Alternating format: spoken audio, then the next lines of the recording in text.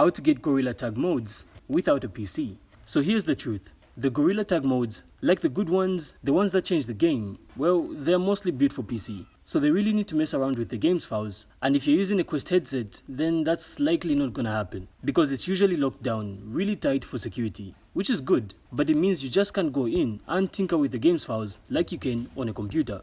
So those videos or apps promising mods without a PC, well, they're usually either clickbait, scams, or they'll just break your game. So trust me, you don't want to mess up your headset.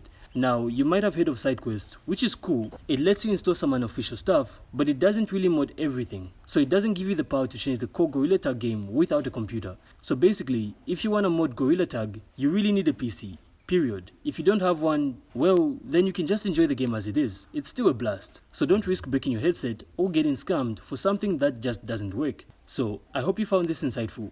And if you did, then consider supporting the channel by leaving a like, a comment, and of course subscribe.